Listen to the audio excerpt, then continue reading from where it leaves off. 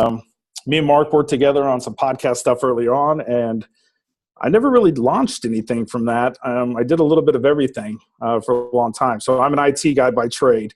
So I'm a VP of IT. I run an engineering group, have a couple of DevOps guys and project managers under me. We manage hosted services, kind of cloud services for customers. We're technically a software development company. My little group is kind of an offset of that. But we produce about a third of the revenue for the organization. So that's what I do by trade.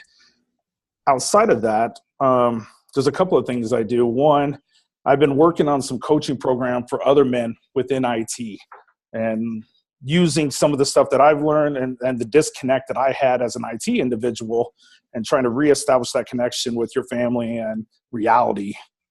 What I talked about with Mark most of the time that is also on my plate is I run a podcast, a sports podcast about Nebraska football. So in this world, in Nebraska at least, that's what we're all about is football, especially Nebraska football. My partner that I work with is an individual named Tommy Frazier, which happens to be probably one of the top 3 college quarterbacks in history. Phenomenal athlete, played with some rough times later in his career, and he couldn't go pro because of blood clots and things of that nature. But remarkable guy, natural leadership. And Tommy and me record. We do a Facebook Live every Sunday. And we'll get several hundreds of people that watch the Facebook Live, and then I'll take that Facebook Live session and immediately roll it into a podcast and distribute it through that. So I do a little bit of everything, trying to get some better clarity, trying to start to niche that down more and more so I'm not so generalized and not over the board. And I think I've done a pretty good job of getting that a little bit niched down, at least from the last time that me and Mark actually spoke. I took a hiatus. I just, not to drag this out too long, but I hit a wall probably late last year where I just had a lot of stuff going on my plate. I was running 1,000 different directions. My grandfather passed away. I had my grandson was born, my second grandson. I know I look too young for that, but I had two great grandsons. My grandson was born, and I just hit a wall and I took a timeout. And I literally took almost 3 months off, where I just stayed off of social media, I just checked out.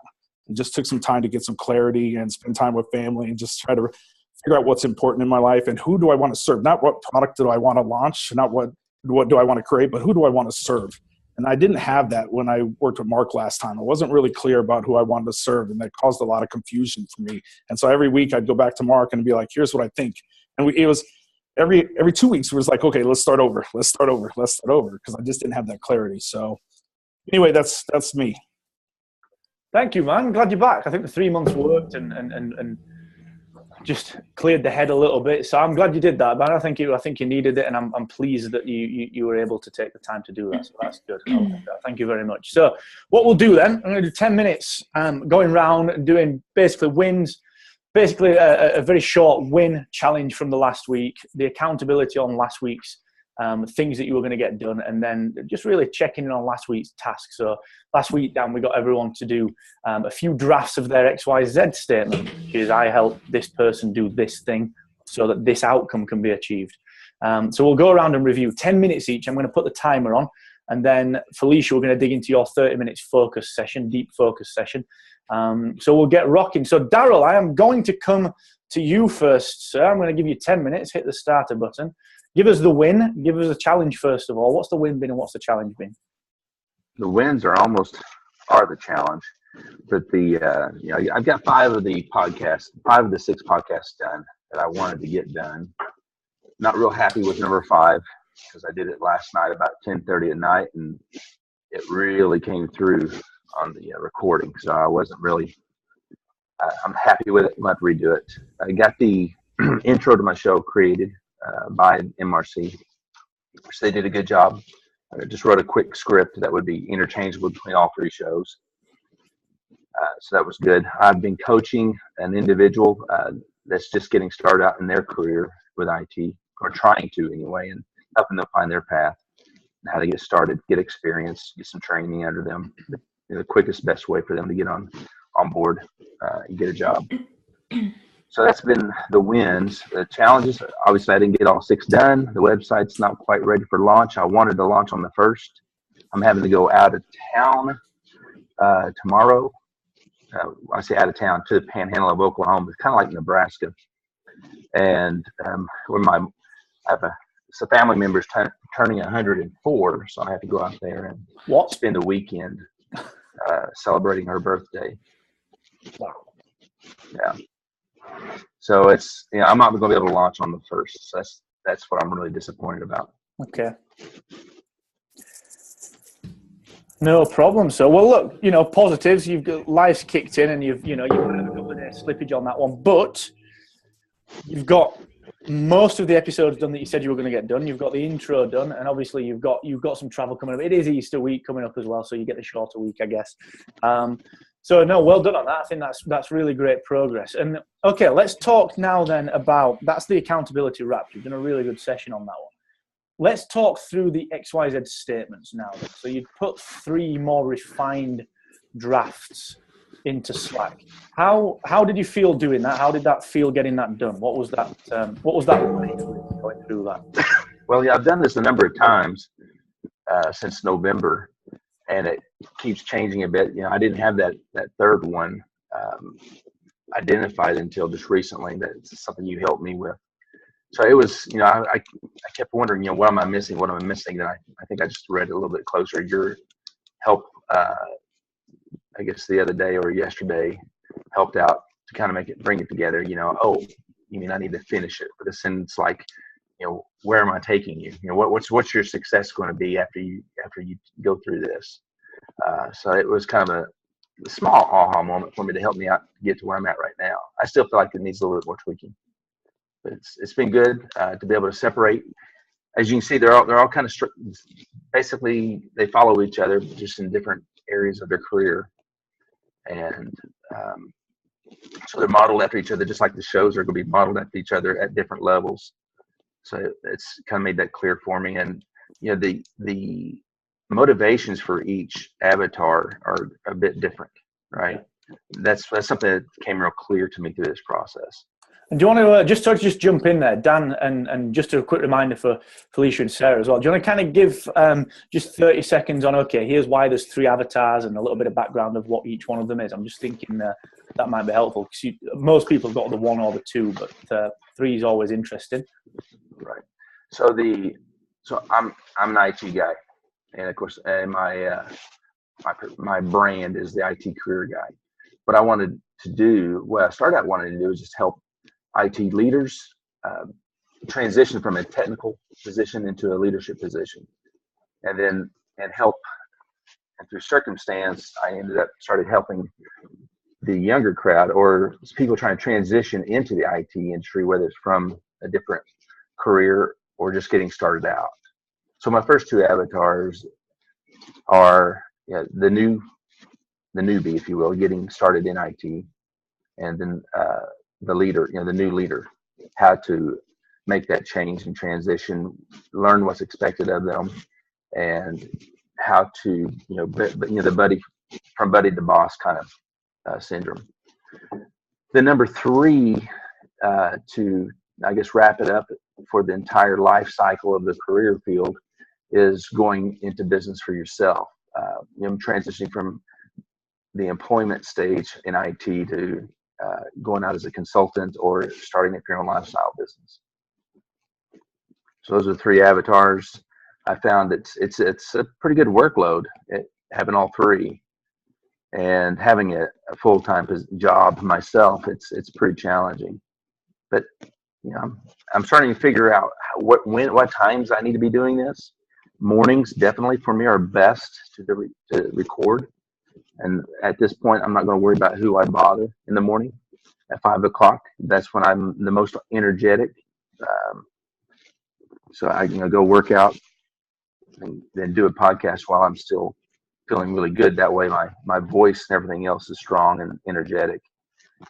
And I tend to get through the podcast much faster that way too, with fewer mistakes. I pause a lot and get started again, and that doesn't necessarily flow well for a podcast. So I'm kind of going through that process right now, figuring that out.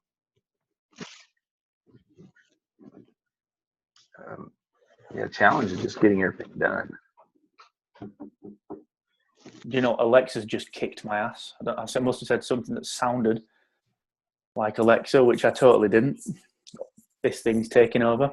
I think what's probably interesting then, guys, if I've got Slack just open up here with Darryl, with your 3 XYZ statements in there, do you want to deliver those in to the group? Deliver the first one, and we'll just see if there's any feedback. Guys, if you've got any feedback on how Darryl might tighten that up, or if anything's not clear on that. So Darryl, if you hit us with the first one, which is, this is for the people getting started in IT, right? That's the people that are seeking the jobs.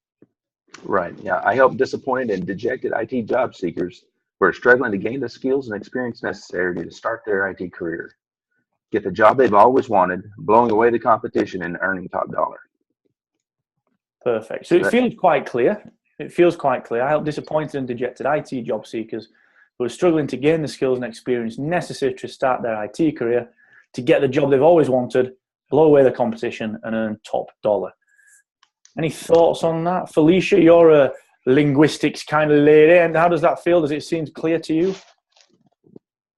Oh, you're muted. You're muted. Sorry, I'll unmute you. There you go. Trying to silence me already. The only question I have is that, is this like targeted for like people right out of college, or people who've kind of worked a little bit and then want a new job? It's really targeting for, it's actually both. You know, not only just right out of college. Actually, I'm kind of skipping over the college crowd a little bit. I'm more like targeting the high schoolers, the people just getting out of high school, or people that are trying to switch from a different career or start a career late in life. Mm-hmm. There are a lot of people that are very unprepared in their even in the middle, you know, in their 40s and 50s, are trying to get into IT at a very low level, like service desk or desktop support, that type of thing, but they don't know how. And it's especially that older crowd. I'm finding that to be more and more common, and it's kind of heartbreaking, actually. Well, so maybe it's a great point, that, Felicia. Maybe it's just adding a couple more lines or a couple more words in there to get more specific on the X part of it. I help disappointed and dejected IT job seekers at any age. You know, something like that to get the any age in there. So I think that's an interesting addition. Great question, Felicia. Really good. So, Darryl, the second one, which is for IT managers, hit us with that one. This one's a little shorter, so hit us with that one. Yeah, I help frustrated and struggling IT managers take control of their workplace, build great teams, and become the preeminent leader in their area of expertise. Excellent. Okay, now the only thing that I'd add to that personally is I'm just missing the Z part of it, the Z part of it, which is so that. Okay, what's the benefit of being this preeminent leader? What's the outcome that will come from that? So maybe just add that one in there. Is it a promotion? Is it what are they looking for? Do they want to go on the directorship? Their part, you know, what's that progression or the outcome that they can expect from doing that? Yeah, that is a little harder to nail down on this crowd here. Okay. You know, I don't want to assume that, you know, they're ladder climbers or anything like that, but basically so that they can be successful as an IT leader. Okay, well, maybe look at working that one in, and I'd maybe suggest something like, so that they can achieve their version of success, because that some might be career progressors, some might not want that. They might want a little bit of extra cash and a little bit less workload, or whatever that might be. You know, add in their success. I would suggest on that one. And then the third one, be your own boss in IT. What's that XYZ sound like?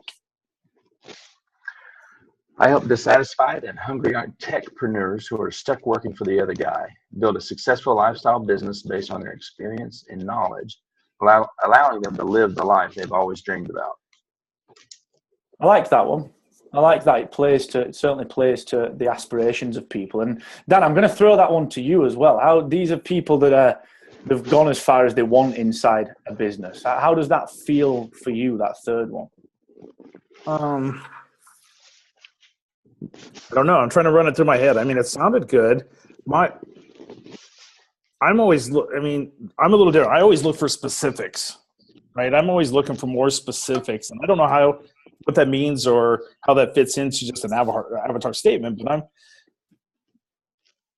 maybe it's something that follows up afterwards. But when a lot of times I hear statements that are similar to that, and they're great statements.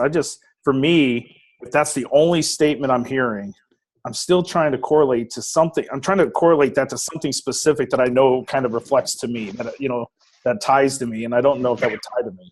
Well, that's interesting then, because maybe it doesn't tie to you. Maybe that's actually the pre-filtering that the could be gives. Because the idea of this, to put some context on it, like this is almost the elevator pitch as such. It's like, I help people do this thing. So actually, that's quite interesting. Maybe that has shown, but it isn't for you. It could be, yeah. Quite interesting. So Daryl, maybe speak to Dan in the Slack channel as well, in the Deep Focus Mastermind channel. Kind of knock that back and forth. I thought it was good. Otherwise, I mean, I was just trying to find something that kind of caught my attention, that it's different. But that could be, maybe it's just not relates to me necessarily. So it could be a good thing. I think it's interesting feedback, and I think it's definitely worth exploring just a touch further to make sure that it actually truly doesn't apply to you. Because then if that's right, if the filtering of Dan is correct, that's exactly doing its job. If it's not, if it's kind of supposed to attract people like Dan, maybe it's a little bit off. So maybe, like I said, maybe you guys just explore that a little further. Can I ask a question about it? Yeah. Could you, and this, I'm not sure if I'm speaking to Dan's point or not, but if you could maybe specify about a little more around allowing them to live the life they've always dreamed about, and maybe specify like what does that entail? So does that mean like time freedom, financial freedom, not working for the other guy? Like that, I think that in the lifestyle space, there is so much about, and I had the same struggle because I wanted to write, it was my last thing, like in all three versions, I was like, I just want to talk about like, and then you can build the life you've always dreamed of, or build the life that, build a life of passion. But it's like, what really specifically does that mean for your population? And so like for my population of moms, I have a sense of what what they are looking for. And so I tried to dig into that. And so are there certain things that these dissatisfied, hungry techpreneurs are looking for? And is that related to like their income, or feeling like they're slow man on the totem pole, or they're working 80 hours a week and they want to be working 40 or something along those lines? I don't know if that's helpful, but that's kind of might help you make it more specific. I love it. Oh, that's actually pretty helpful. Love it. Nice work, everyone. That's really cool. And thank you, Daryl. That's a 10 minutes wrap, but thank you for that. That's excellent work on the wins, the challenges. We'll get there with them. Don't worry. We'll talk about that in the accountability later, but well done on the XYZs as well. So that's super stuff. Sarah, I'm going to come to you because I know you've got until, you've got some travel coming up, and the traffic might change, might take you 12 hours. I know. I think I have about 20 to 30 minutes left. So, perfect. So win and challenge first of all then. So wins, let me flip to that page here. Wins. So last week, I don't remember if I mentioned this on the call. I don't think I did last week. So in the process of selling the gym, I'm keeping all the income that comes in March, and I was able to sell 2 more annual memberships, which like I get all the money for, but the buyers have to serve the people for a year. And I wouldn't normally be gloating about it, but because a bunch of stuff happened with this deal where I ended up losing like $100,000 on it unexpectedly. So I got to recoup $4,000 and it felt a little bit like it was very redeeming, where I was like, yes, I get this $4,000 and you have to go take care of these people. So I felt good about that. And then on top of that, I am putting together a sponsorship package for a company, and they're definitely like, and Mark, I've used so much of the conversations that we've had about these things have been really inspired the packages that I offered this company. And they keep coming back to me with like I've told them like, these are the options. And then they'll come back to me and be like, well, if we take out this piece, can we pay you less money? So, and it's been so hectic and chaotic with getting all the documents ready for the sale of the gym that part of me was like, just wanted to say like, yeah, sure, that's fine. Because I don't have the time to try to like nickel and dime everything. But another part of me knew that they want a really long-term contract if this first contract goes well. And so I was like, I don't want to undersell myself and then kind of be stuck at a certain rate. That makes sense. This goes well. So I have gone back to them with a couple times now with like, yes, I'm willing to work with you, and here's what that could look like, rather than just accepting their terms.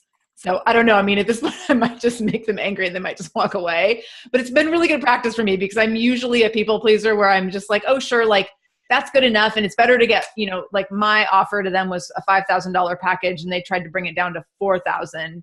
And I said, well, how about we keep it at $5,000, but I'll give you some extra things. And even though my initial gut was like, just take $4,000. Like that's better than zero. And what if they end up saying no to the whole thing? Mm-hmm. And instead I decided to kind of push it a little. So, well, that's nice. They can, I always find people have got like 2 or 3 shots at saying no.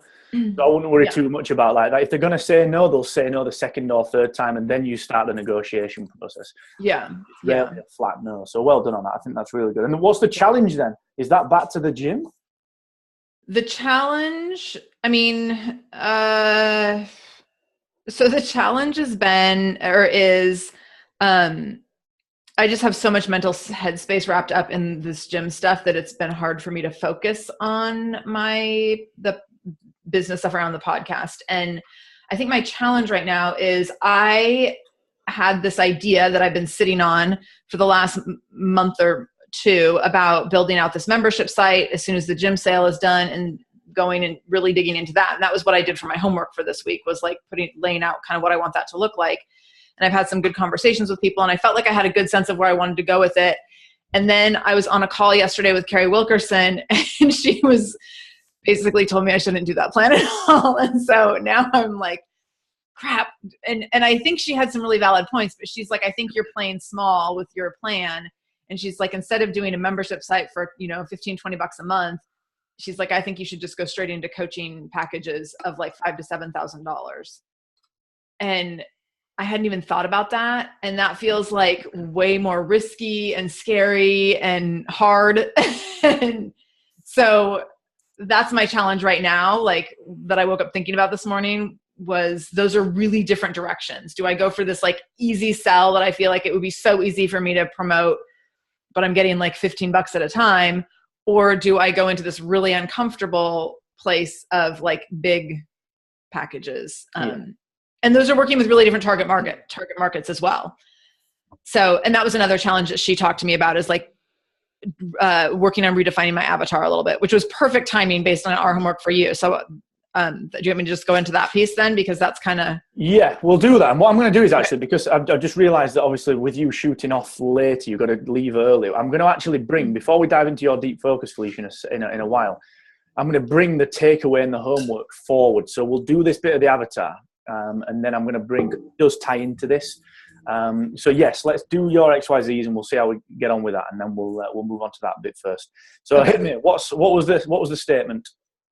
So I'll just preface it with that before talking to Carrie, I had made it more about like moms and who were struggling with their identity after having kids. Mm-hmm. And then after talking to Carrie, I made it a little more focused around moms who have like professional ambition or personal ambition, but they just are like driven and focused and goal oriented, not so much stuck in the muck of motherhood and feeling frustrated with that. So do you want me to go through each of the 3 versions? Yeah, we'll do... Or just the final? Do the final. I'm just thinking if you've got 2 versions. Do the final of pre-carry, the final of post-carry. Oh, I didn't do 2. So my first one is where I started off. So I only have one. Okay. Yeah. One series. So where I started off last week, after our call last week, was I started off with, I help moms find their identity after motherhood so they can live bigger, bolder, braver every damn day, which is kind of what my like tagline of my podcast. Mm-hmm. So then after talking to Carrie, the way I chose to develop that was in a kind of more specific direction. So the second version was, I help driven, ambitious, unapologetic moms develop their voice and the resources so they can take powerful action steps to build a life they love, which is along those lines of like building the life you dreamt of. And I was like, I need to get a little more specific about that. So then my third version was, I help ambitious, unapologetic, passionate moms develop their voice, skills, and resources so they can take positive and powerful action in their personal and professional lives every damn day. Okay.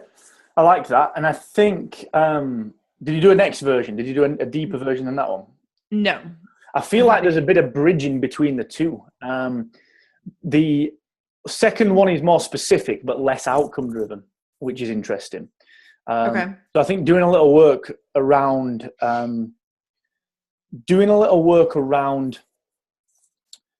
what does it mean to live that bolder life, that action-filled life? What's the outcome of it? So it's not the life they love, but but just a bit more on what that might look like.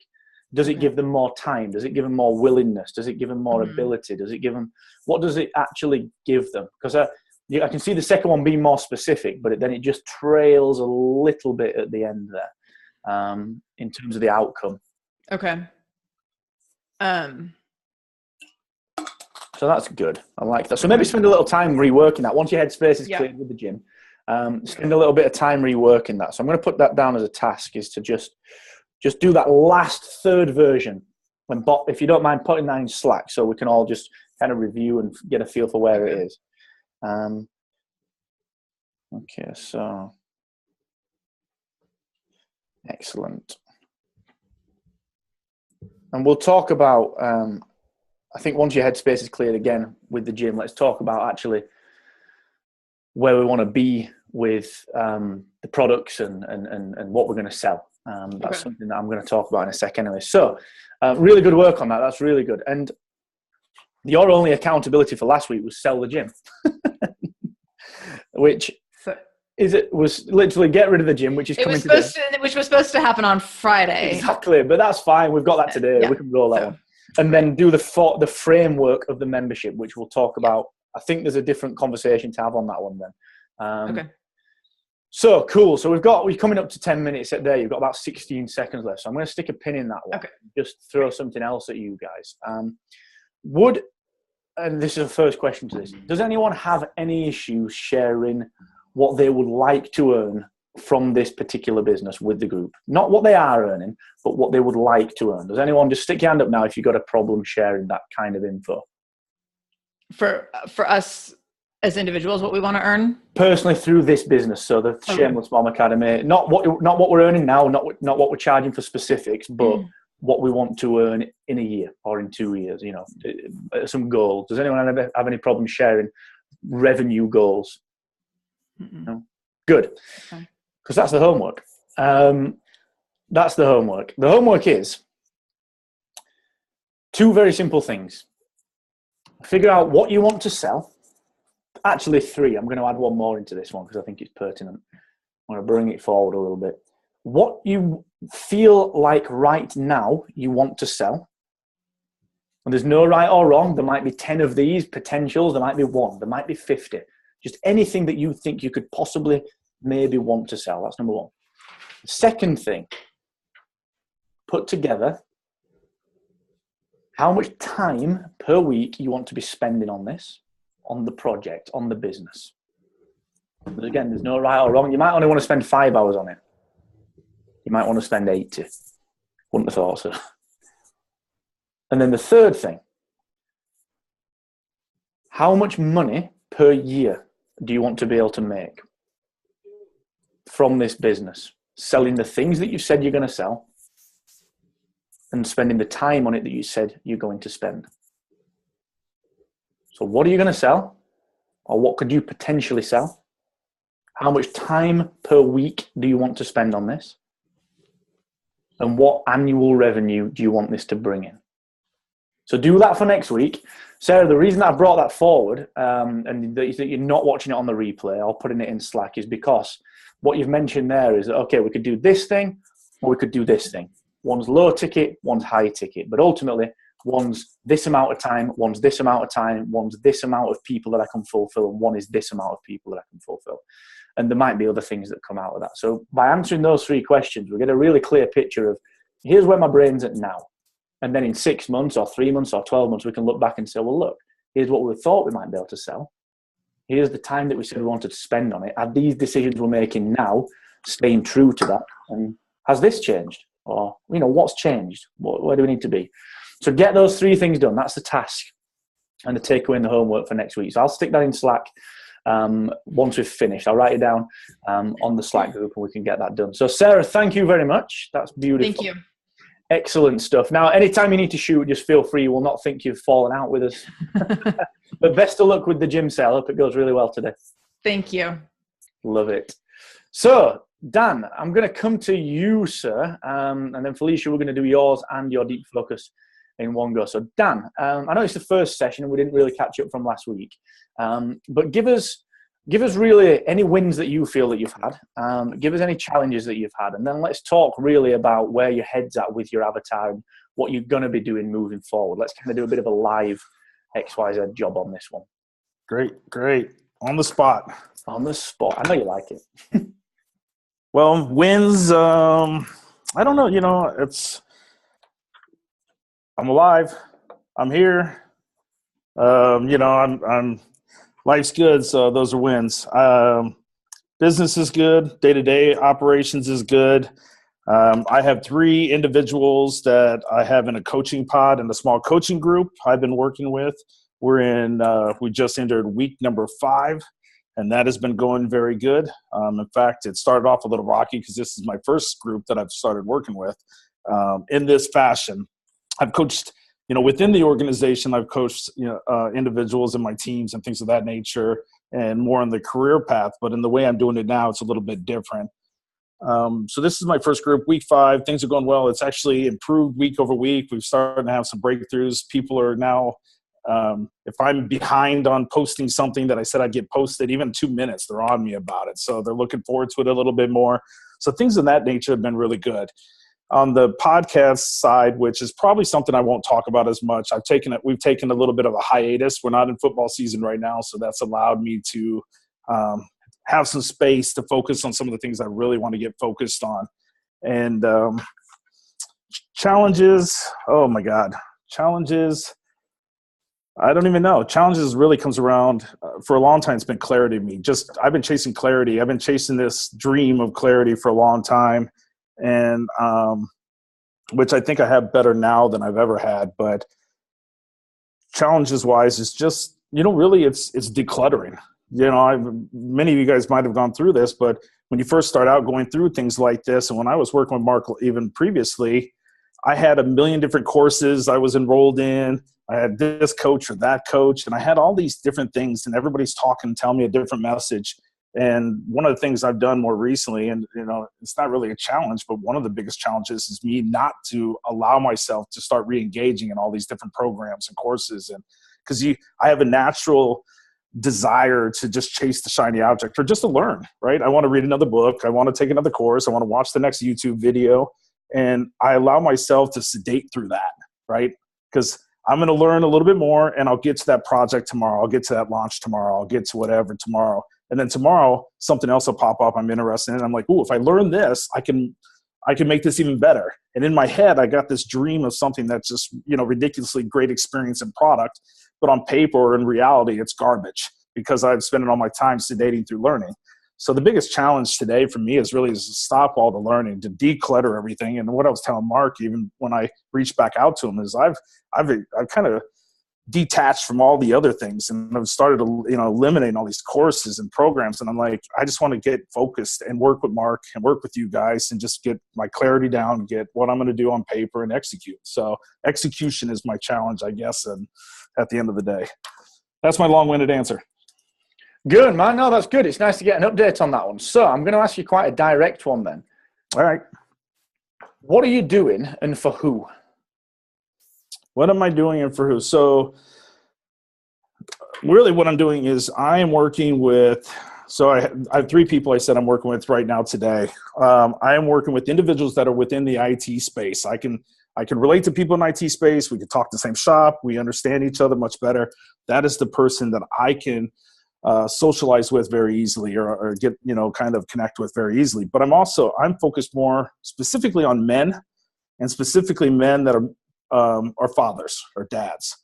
And where I found a calling is, as I was going through everything, is I want to service these men that have been disconnected kind of from their family, disconnected from the realities. They don't have the relationship with their wives like they used to, don't have a relationship with their kids.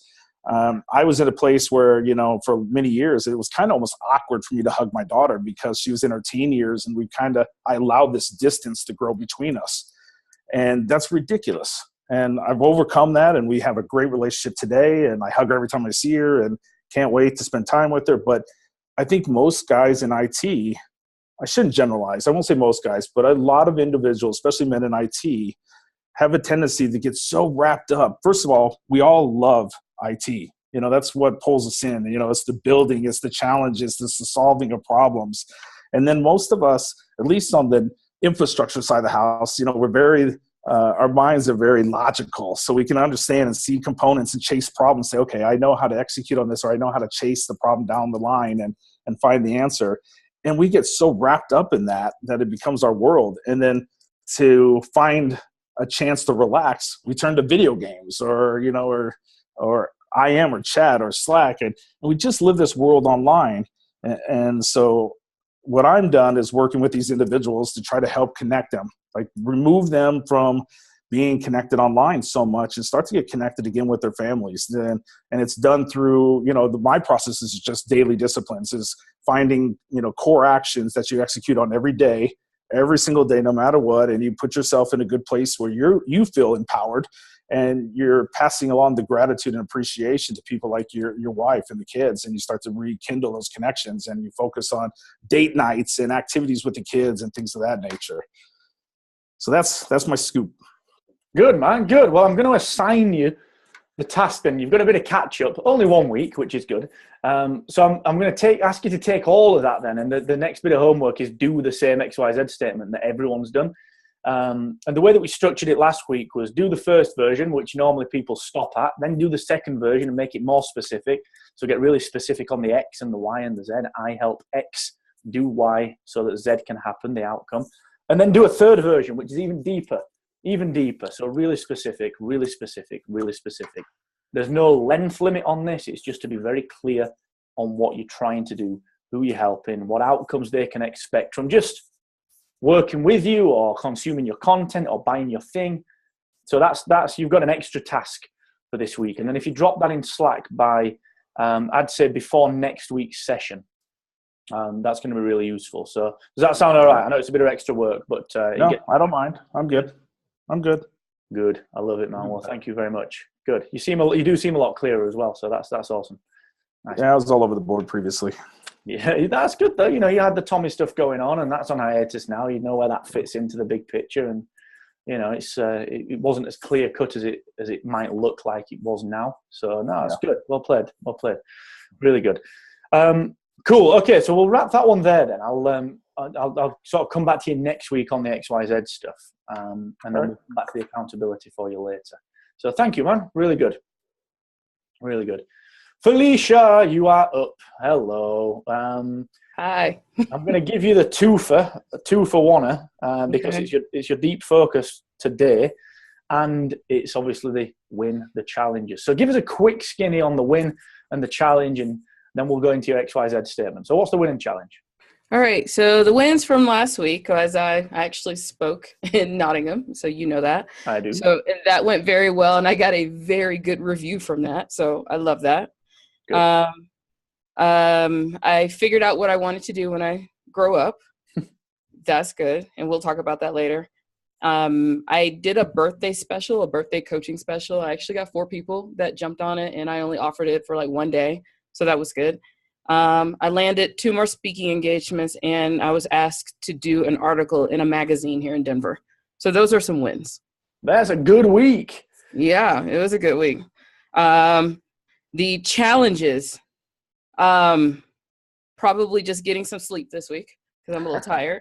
And the other challenge, and it started off being a challenge, so I figured out what I want to do when I grow up, and it was kind of like who's going to buy it, or how it's going to make that happen, but I'll talk about that a little bit later. So right now, I guess the only challenge I have, and I think I posted this in the group, was I want to redo my brand, but I'm not really sure how to do that. And if I base it off of like what people tell me is the thing of how do you build a brand around people saying that you're smart? I think I'm slightly smart, but I don't know. That's what people say. So that's my challenge. It's just the bigger picture of the brand and where I want to go forward and things like that. So I think that's it. Good. Well done. Yeah, Nottingham was good. I think you did such a great job of that one. So yeah, well done on that one. That was really cool. It was just great feedback across the board. So super stuff. Well done. And challenges. being smart, being too smart. That is a challenge. So, XYZ statements. Give us them. So my first one was, and this is very new in a very different world that I'm coming from. And so for everybody else, I'm a budgetologist, so I basically help people with money. So I'm jumping over into something slightly different now. So my XYZ statement is, I help highly driven solo entrepreneur coaches and consultants position themselves to quickly build authority on a $0 budget so that they can keep their calendars filled with interviews, speaking engagements, and audience appealing content to significantly increase their expert status and revenue opportunities. That was draft 1. You want draft 2 right now too? Let's go draft 2. All right. I just tried to make it shorter. No, that's all right. I help highly driven solo entrepreneurs position themselves to fill their calendar with speaking engagements so that they can quickly build their authority and significantly increase their revenue opportunities. I don't have a draft 3. Well, all right. Well, give us the second one again. I'm just going to read it back against the first one while you're doing it. Okay. I help highly driven solo entrepreneurs position themselves to fill their calendar with speaking engagements so that they can quickly build their authority and significantly increase their revenue opportunities. Okay, that sounds good. I like that. Is shorter. You drop the coaches, the consultants, you dropped all that, but I think you've lost one vital component, which is the $0 budget. Okay. I think that's a really vital part of that one because that's almost a differentiator. I think a lot of people will say they can do that, but if you can do it, I think that really sets you apart. Okay. And I don't know how the rest of the group feels, so I'm going to throw this out to the group in a second. But one of the challenges that I've always got is this word entrepreneur. Like everyone's an entrepreneur now. You buy an iPad and get an internet connection, you're an entrepreneur. You know, it's how it works, isn't it? If you have an Instagram account, you're an entrepreneur. Yeah, you're exactly. an influencer and an entrepreneur. That is so true. I mean, you can't have a job either. So even if you lose your job, you're an entrepreneur. You're not jobless. So what I'd say with that one, definitely, Felicia, and this is only my feeling, is that something with the $0 budget is attractive. You know, okay. It alludes to this air of mystery. Like, wait a sec, holy crap, she can do this. And then can we get a little tighter on the entrepreneurs without adding in coaches and consultants and this and that and so on? Like, is there just any way that we can tighten that? We might not be able to, but it's just a bit of an idea. Any thoughts from anyone else on that one? Any ideas? I like the specificity of it, and like it would, if I was a speaker who wanted gigs and wanted to get paid well, it would be a no-brainer. Like I would know. I think the specificity is really good in terms of who you're going to attract with that. Good. I like that. I'd agree. That's what I picked up on as well. The two things I picked up on, one was what Sarah just said, and then Mark, what you said. I don't like the word entrepreneur. I think it's overused. Yeah. It's a weird one, isn't it? Because I don't know if there's anything else that better describes it. That's what I was going to say. What do you put in there instead? Yeah, exactly. I guess you just put speakers. Well, yeah. Well, this is another thing actually, and I think this is where this plays into the smart side of things later as well. Is like you are getting a lot of good traction in the speaking arena. You'd be kicking ass and taking names as a speaker, Felicia, but also people are asking you, how the hell do I be a speaker? So, Sarah, you might be right there. Is there something more specific in there? So are these new speakers you're targeting, or someone? It sounds like when you're using the term solo entrepreneur, that you're leveraging or trying to go at the angle of helping them use the speaking platform to build their business. Is that kind of your approach? Yes. So the target is fairly new people in business. I say between the first 1 to 3 years, or people who want to add speaking into their business and they're still very new to it. Because I mean, that's how I built my business, through the speaking, and it's trying to get that traction so that everybody knows who you are and you can just splatter to the world with your name. I would, just to throw in there, sorry to jump in, Felicia, but a real important point she's cropped up. People who are in years 1 to 3 are more likely to have less money. Yes. To spend. And even when they are willing to spend it, they're not going to always be able to do that on an ongoing basis or at a high level.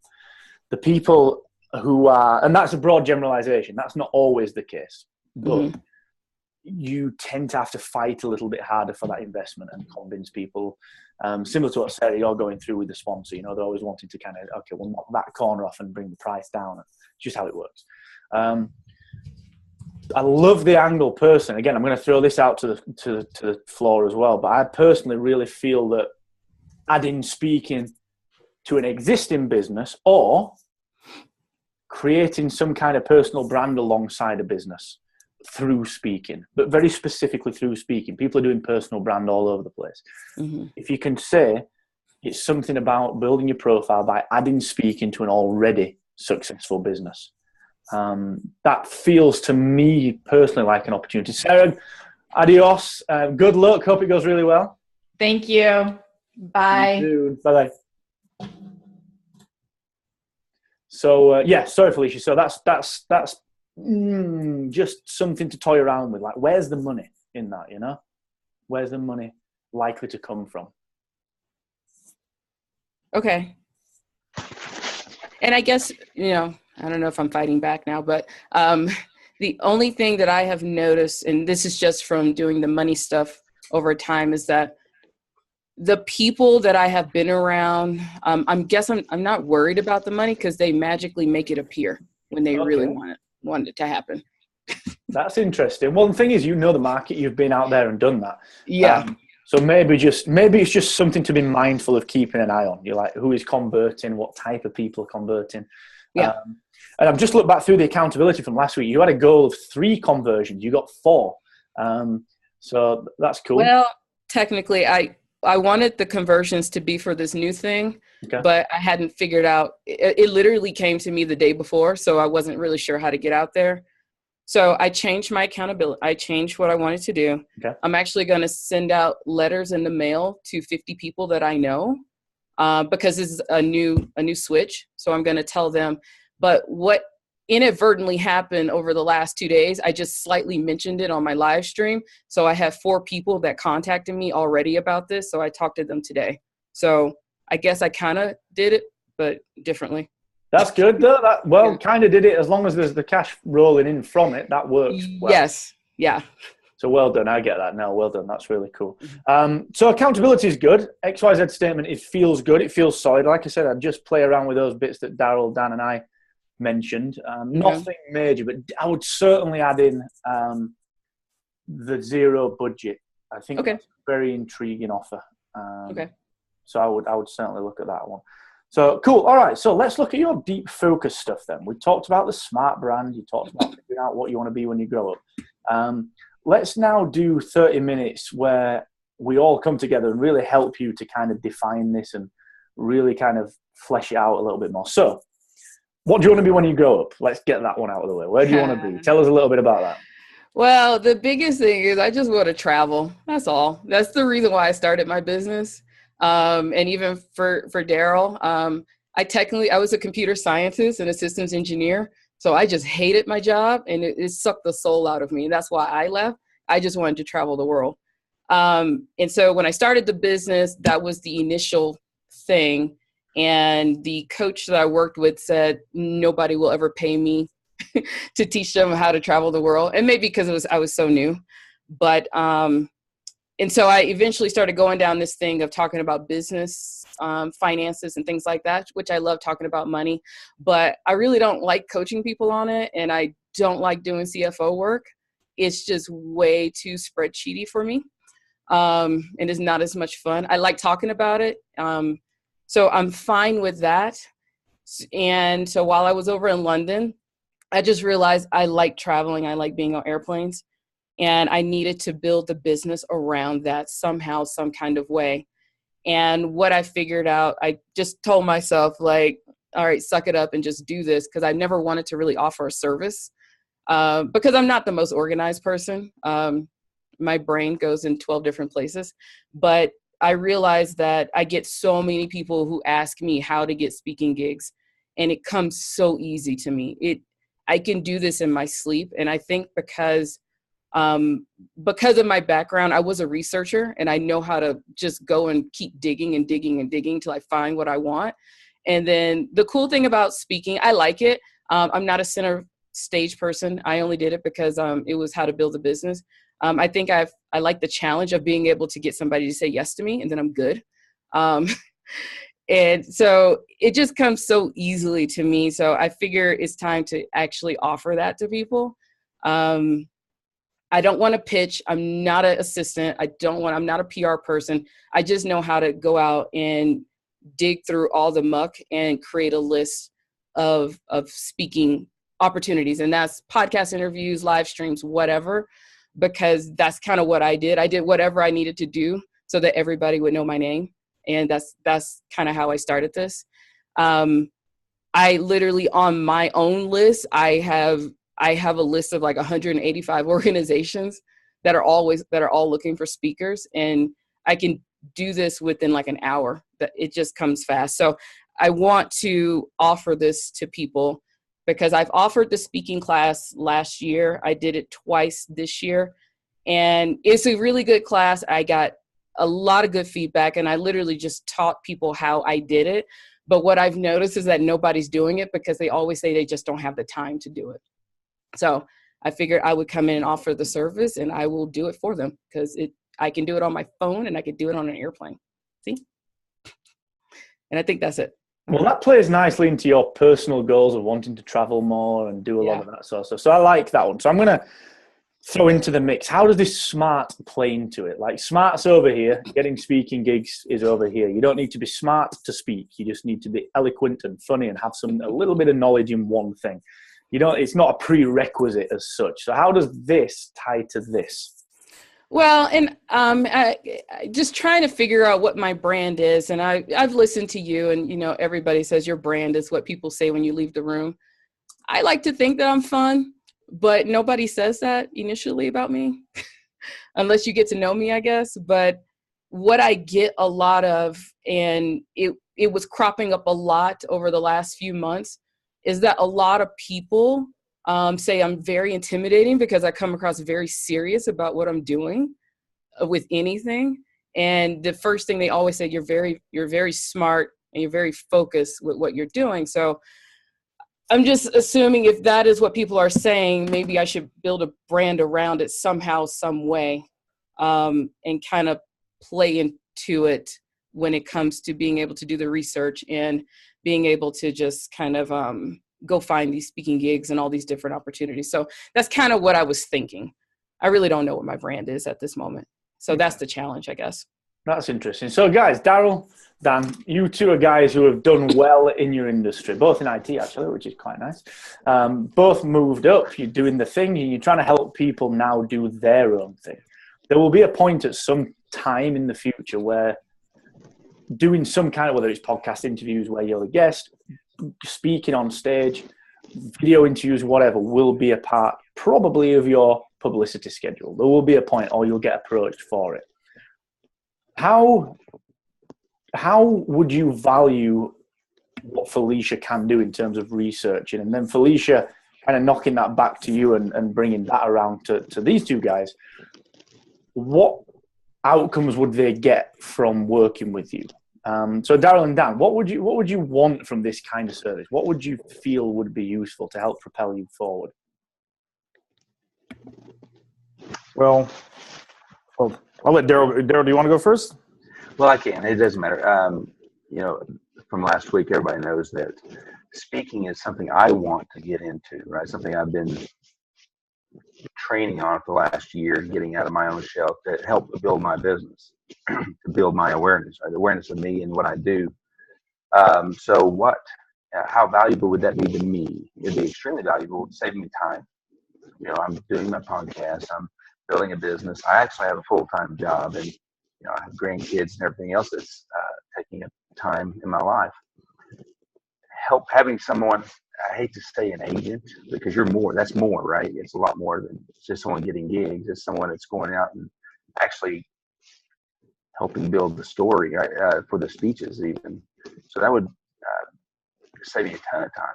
I write all the time, and probably an hour a day is writing. And what I'm wondering is, how's that going to be received? Does anybody care about what I'm writing about? With your experience, it would help me get to at least get out there faster and not have to worry about going out and drumming up, starting from scratch and drumming up the business right away. So it'd be extremely valuable to me personally. Time to run. I would second a lot of what Daryl just said. Like, I think there's two pieces that would be very valuable. One is the service itself. Much like Daryl, I got grandkids, I got a job, you got all these things going on. So having somebody that can offer that service and put me in the right position or in the right place, I think would be very valuable. But the other piece is the coaching aspect. And maybe it's not a ton of coaching or you want to coach, but telling me what are the 10 things I can be working on right now to make myself more marketable for these podcasts or speeches or things like that? Like, how can I prep myself? What are the things that you see that these different organizations are asking for so I can align myself better? So I think having some tips or coaching or whatever it is to help me align myself, because quite honestly, I would be shooting in the dark. Like, I would just be working on a little bit of everything, trying to position myself best for these different gigs. But I really don't have the knowledge of what I need. What do I need to be able to speak on, or how clear or how high level or whatever. So having some guidance around that would be very valuable too. Would you work on commission? Because if you're setting me up with a bunch of gigs that don't pay anything, I might not appreciate that very much. That's an interesting one, actually, because people will ask that, and there's a couple of things that came out there that I think are interesting. Number one is Felicia, what do you see as the deliverables for this thing? What came out of that just last section there was getting the gigs, coaching on either how to get the gigs or how to be a better speaker, but then also crafting the talks themselves. They're three things that came out. Are they even in the wheelhouse for you, Felicia? So, and just, I guess, so the background of how I did this was, my goal is to make sure that the world knows who you are, and that's it. And I'm going to do whatever it takes. If it's live streams, podcasts, speaking, just so that you can get out there, so that you can position yourself to make the money and to either probably start working with a PR agent. Because what happens with PR agents, they don't want to work with people who are brand new, and most people don't have enough money to work with them. So, and if you're a newbie, and I know a lot of people say that they don't want to speak for free. And I usually say the only reason you don't want to speak for free is because you don't have anything to sell. Because if you have something to sell, that's fine. I know a lot of people speak for free and make $30,000 from it. But it's also, if you've never gotten in front of a stage, nobody's going to still pay you. So I look at speaking as like a product. You're going to have to get out there and, get the local support and build up a name for yourself. And then those things will come. So I'm not guaranteeing that you'll get paid. What I want to do is there will be some coaching. I don't want to teach you how to set up a signature talk, because that's a completely different thing. So I want you to already have your stuff slightly together. I just want to be able to get you in front of the right person, train you through the pitch process, because I'm not going to pitch for you. What I do is I do the research to figure out who the person is, and I'll teach you how to pitch to them so that you're not sending the crazy emails, like you get, Mark, of, hey, I'd be great as a guest on your podcast, when no one's ever even listened to the podcast. So I try to stop you from doing that. And also, I've been a speaker coordinator for the last 2 years, and I've seen everything. And I want to get people to stop doing all the things that I've seen. And I want you to not be ignored, because I ignore a lot of emails every day for people who want to speak, and they don't know anything about the organization or anything about the host. So I want to train you through that process of, before you even go and talk to this person, make sure you have all of this stuff together, your speaker one sheets, if we need a video, if we need a talk, and making sure the talk or the overview or the pitch aligns with the organization. And also trying to make the contact very warm, because usually those are, at least for me, that's how I've gotten my gigs. You make them warm instead of just being cold. So I want to go do the list, because I can get the list really quickly. I can do the research and figure out who the person is that we need to talk to. And then we'll get a strategy of how do we need to go and get in front of this person. and what does the title and the overview need to look like to make sure that they pay attention to you. Make sure that there's not a boring title. And my thing is, the goal is we get the date. When we get the date, we can figure out what you need to say. I'm very action oriented like that. Let's get the date, then we'll figure out what you need to say. And then having your call to actions together, because I know a lot of people who speak and don't have a call to action, and how are people going to get back to you? And then making sure you have your follow-up strategy so that you can get a testimonial. I know a lot of speakers who speak and forget to get their testimonials. And then make sure that we talk to that person to get the next gig. So it's that whole process to keep everything filled, and actually gathering the assets. I got that from you, Mark, to go and gather all those little bits and pieces of assets. Every time somebody says anything great about you on social media, we go and find that, create a little folder. So all those things are there so that you could put them on your website. And a lot of it is I'm just reminding you of what not to forget. Because I did this, like my first 10 speaking gigs, I forgot to have a call to action. I forgot to get business cards. And it sucks after a while when you do all that work and don't get anything out of it. So that's kind of what I'm doing, is making sure you don't fuck up too much when you speak. That's good. I could probably use you. Call to action, business cards. Okay, better. Yeah. I always forget to do those. I'm like, I'm just going to go on and swear loads. That's what I do. Yeah, you do that very well. I do swear a heck of a lot. My mum hates it. She loves it, really. So, interestingly then, there's a couple of things that I find really interesting. One of the things that I think, Daryl and Dan, that you would, if you were to sign up to this kind of service, I don't know what happened there. My lip forgot to work. You would probably not know what you didn't know. So I love, Felicia, the idea of a process of speech, post. So pre-speech, post. You know, you've got this journey, but also this bigger picture journey. What does the first, like if you could give a roadmap, what's the first 6 months of being a speaker look like? This is the free gigs, the local gigs to get the assets, you know. Mm-hmm. And actually, but what I don't think people are doing is they're not formalizing, but at the same time making fun this process. You know, so something where you get something. Okay, boom. We've got to hit 20 gigs before 6 months is up, and we've got to get 12 assets. And it's like, you know, there's a progression chart would be awesome. So Daryl, you sign up, Dan, you sign up, you receive this nice thing in the post, in the mail, and you're like, okay, this is the thing. Or it's an online, or it's Slack or something. I can now see my progress to being $1,000 speaker, and then to a $10,000 speaker, then a $20,000 speaker, or whatever that might be. So I think there's a gap there, Felicia, that you could fulfill really well. Mm-hmm. One, because you've got the budgetology side of things. Like, we will get you to managing your money as a speaker as well. And this is the progression you need to take. Like, use your background to develop this new thing. The second thing, most people pitch to speaking places all of the same. So what I mean is, you'll apply to Podcast Movement the same as you will to FinCon. You'll apply to FinCon like you will to Inbound. And then to Marketed Live, you'll apply the same. All the same. Same stuff. Same bio, same everything. There's a really nice education process, I think.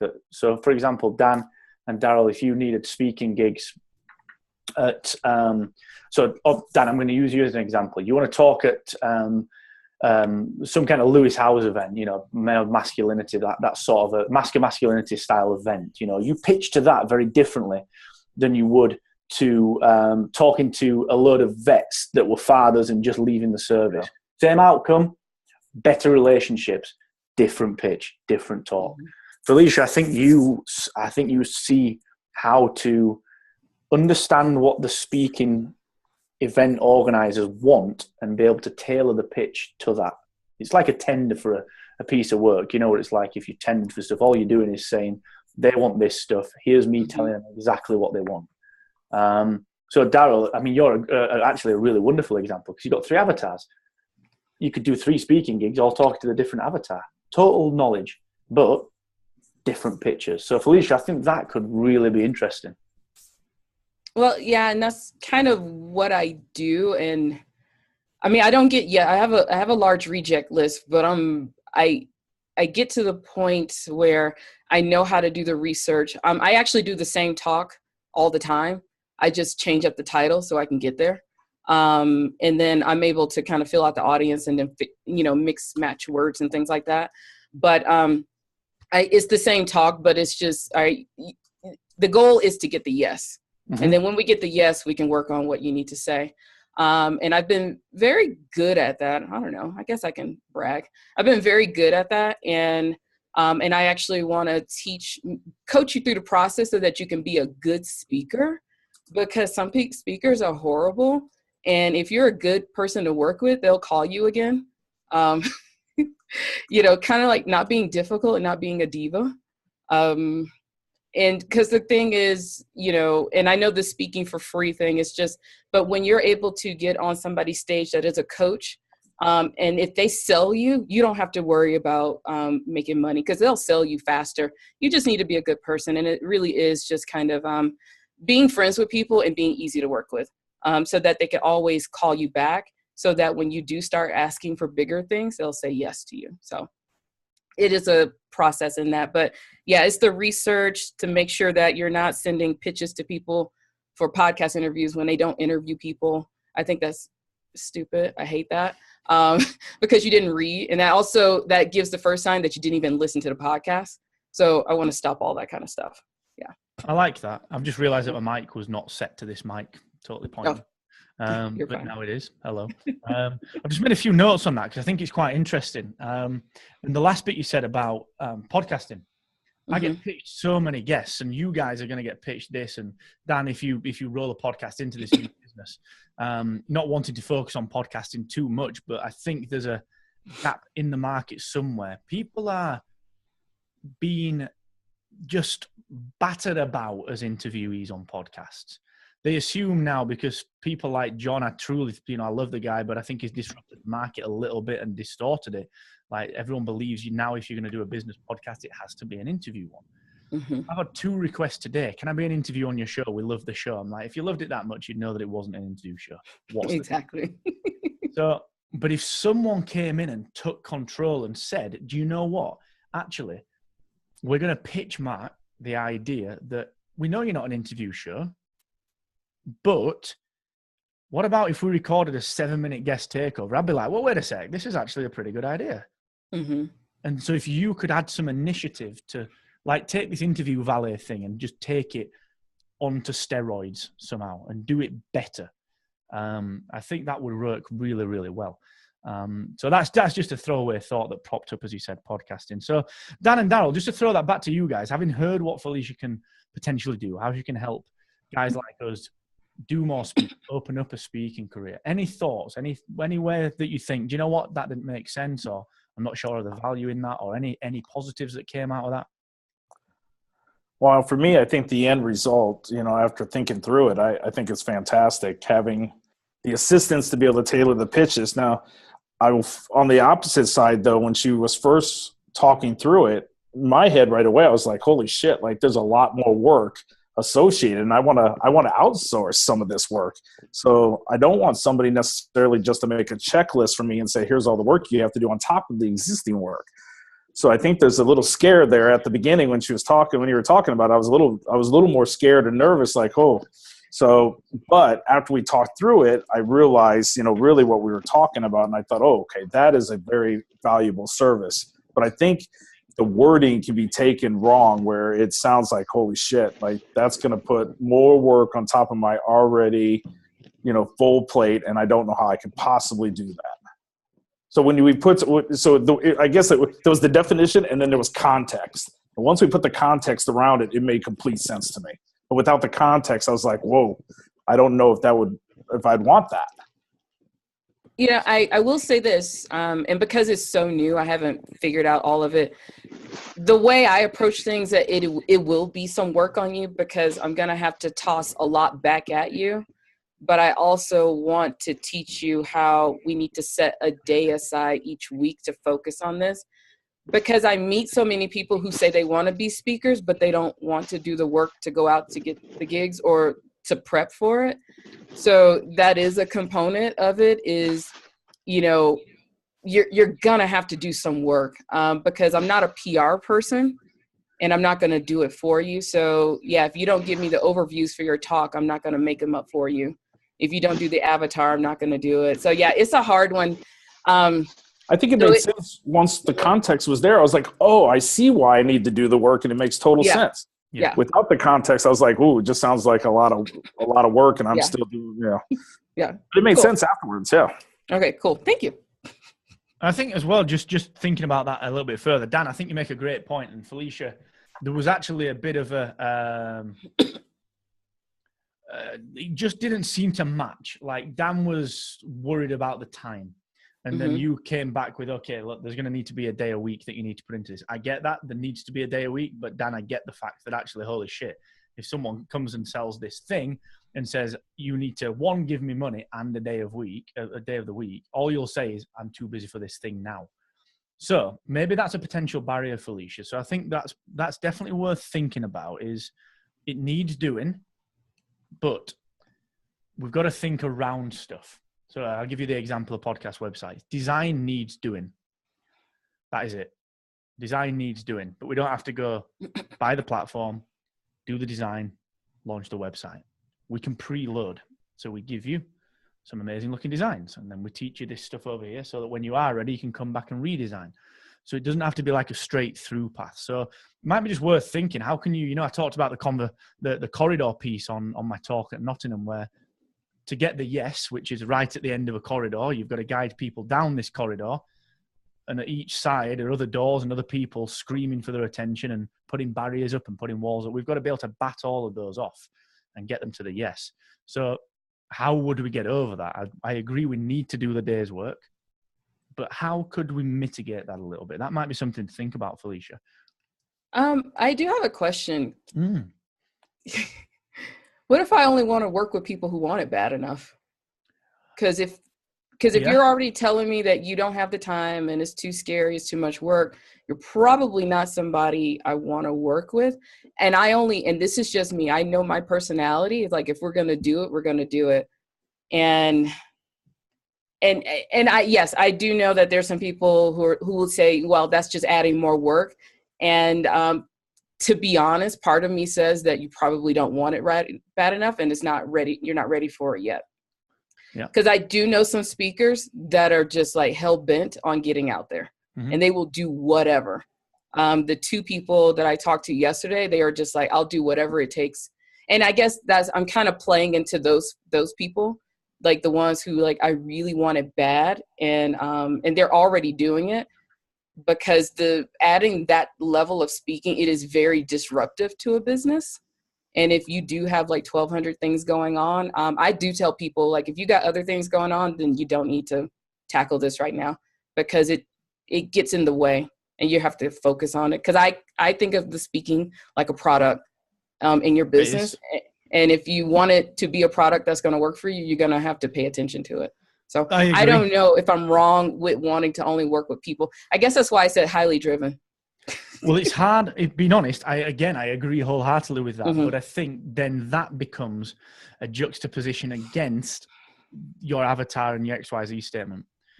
Because what you said was, this was people who want to add speaking to their repertoire, to their arsenal.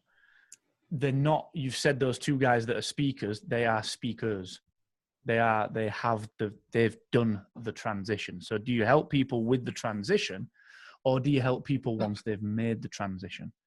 And that, I know that whole, do you want it bad enough? I'm again totally with you on it. It's really, really fucking tough to validate that. You know, that's the only way to, in my opinion, the only couple of ways that you can validate it is make sure the price is high enough that they have got to be serious to invest in it. Or two, you've got to really smash out the accountability and have some very clear willingness to be able to let that client go if they don't hit the accountability. So figure out where you sit then. Are you helping people transition into being speakers, or are you working with speakers who maybe want to add another 40%, you know? Okay. I guess that would be the distinction. If you're already calling yourself a speaker. Yeah. Maybe that's it. Okay. So I don't know how to add that with the solo on. Okay. I'll play with that. Yeah, play with it. I'm just going to make a note when the bloody Apple Pencil chargers, like, it's got the worst battery life of anything on the planet. You should get a Surface. Just saying. Please, come on. My pen has never died. Microsoft. That's because it's. I think you're lying. It's not a Surface. You've just got a real pen and you're pulling my leg. It has never died yet. Okay, so question. I'm going to put that down. Question. Focus on helping people become speakers or who already are a speaker. I think I like the focus on people who are already speakers, because the people who want to become need a lot more hand-holding because they don't know what to say. They don't know what to do. And it's, that's a little, I'll just be honest, it's a little slow for me. Okay. And I don't have fun when I have to back up that much. I get that. I can get that. Yeah, because very often you'll find yourself working with them and actually not getting the things done that they needed to get done, and you'll have to go back and essentially do the same thing again. Okay, I get that. Yeah, I get that. Cool. All right. So lots to think about then. I think just action that. We'll talk about developing that in your winning your challenge and accountability section next week. Mm-hmm. So thank you for that. That's been really useful. Is there anything that you want to add, Felicia, before we wrap it up? Dan and Daryl, anything that you want to add to Felicia's session before we move into the accountability piece before the top of the hour? I just listened to her. The way she presented it the first time was it did go lead me down a different path of what she was trying to say, what she was doing. Again, not to mimic what Dan said, but my biggest struggle is again getting started in speaking. It's not that I don't want to do it. I've been working on it for a year now. It's about I have my speeches, right? I have them prepared. How do I know who wants to hear them? How do I know which is the right place for me to present those speeches? And that's what I'm struggling with right now. So that's something I have to add. Okay. To me, that sounds easy. Well, that's interesting though.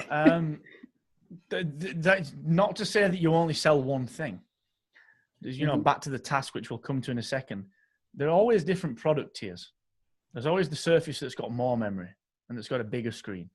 So what is that? Daryl, is there something in there where, Felicia, you do this lower ticket piece, and Daryl, that helps you identify and helps you go through that process and gives you something? And then the higher ticket, Felicia, that satiates your need to want to work with these fast-paced, highly driven individuals that are doing speaking completely. So maybe as we're talking through the task for this week, think about how could we structure this? What can we do? How can we tier it? That's interesting, because for somebody like Daryl, since he already has his talks, I'm more of I'll throw you to the wolves and just get out there. Because that's how I learn by just doing. And most of the time I've noticed with people like Daryl who already have the talks, they just need somebody to kick them and just go. I get it. Yeah. I agree with that, because I was there. I've been there and done that. So yeah. I agree with that. Cool. All right. So Felicia, it ties into this week's task actually beautifully. So we'll come to that now. The task then, as I mentioned earlier on, really, what do you want to sell? How much time per week do you want to be spending on this? And then how much annual revenue do you want to be making? And I'm going to put a time limit on that. How much annual revenue do you want to be making in 3 years? And I know it seems a long way away, but it allows us to be a little bit audacious. So what do you want to sell? Any variation, anything that is even wildly out there. How much time do you want to spend per week on this thing? And how much annual revenue do you want to be making in 3 years? So that's a really good, solid set of questioning to do for next week. And I'll put that in Slack as well. Now, the last thing is the accountability. So I'm just going to quickly shoot around. And for the last couple of minutes, just take away, what are we getting done this week? Okay, what are we getting done? I'm going to start with Sarah's, and that's basically sell the gym. I'm going to put that one down. So Dan, what are you going to get done this week, my man? Well, I wasn't prepared for that question, but to start, I'm going to do the homework, including the avatar assignment. So that's probably going to be my focus. And since I'm doing the deep focus session next week, since my name was pulled, I will probably start to prep for that and make sure that I have what I heard today and the questions and things that were asked, kind of have that stuff situated. So I'm just really prepping for next week. Good. That's a good answer. Yeah, and I know you're playing a little catch up from last week as well, and so that's good. Yeah, do the XYZ statement. I think you'll be, put those three things together, the XYZ, do the homework, and then prep for the session. That's great, man. For where you are in the journey, coming back into this fresh, I think that's bang on. So yeah, good stuff, dude. Really good stuff. Felicia, and you, I'm going to ask you the same thing. What are we getting done this week? I'm sending out 50 letters to 50 people telling them about my new thing. To 50 people? Yeah. Telling them about new thing. I like it. You might get one. But I know about the new thing. You don't even care about the environment. We can no longer work together. But it's going to be pretty. It's going to be really pretty. Oh, well, pretty trumps the environment, so send yes. it on. Okay, beautiful. Thank you so much. That's excellent. And Daryl, last but not least, sir, what are we getting done? I'm going to finish up my podcast. So I'm going to go back to number 5, redo it because it was just a sleepy job. I just hated it. So 5 and 6, get those done. Get them posted on the website and prepare the website for launch. In the next 2 weeks. Good. Do you want to put another launch date on this then? So we missed 1-4. What are we thinking with that? And where do you think realistically? Let's not put too much pressure on and go crazy because we don't want to bring that down if you can't do it. But let's go realistic. Where do we want to hit this? I have to start. This business has got to make some money for it to keep it going, right? For me to be able to keep doing things like this, et cetera, et cetera. So I don't want to put it off too long, but I'm close. 5/1 is a very realistic date for me. Okay. And I also there's some dependencies, right? I've got to transfer the domain over, et cetera. So there's some things that are a little bit out of my hands. So I want to give myself time to prepare for that and make sure that the website's polished enough.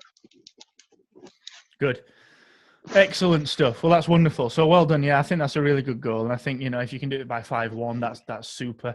If we can pull it forward and get it done because some of the dependency stuff's done, let's keep chatting on that week in, week out. Let's use Slack on that as well. So well done, team. That's a really good, solid first full session. Dan, just to bring you up to speed, sorry, I didn't mention it, but last week was just a 45-minute intro. So this is the first proper deep dive session. So good session, team. Really good. Yeah, thank you for being here. I'm going to follow that up in Slack, and just with what the tasks are. And also just a quick reminder that obviously you've got the Slack channel, but you can hit me up as DM as well. Now that you're in part of the Deep Focus, you get the DM. You can just DM me anytime. The office hours are always there, which are 1 till 4 p.m. UK time on a Friday. So I'm just in there kind of live on the Friday. So let's keep it rocking. Good session. Any parting thoughts? Any questions before we wrap? No? So cool. Well done, team. Really good. Well, thank you, Daryl. Thank you, Felicia. Thank you, Dan. And I will we'll chat in Slack and we'll keep moving. Thank you, Mark. Thanks. Bye, team. Bye.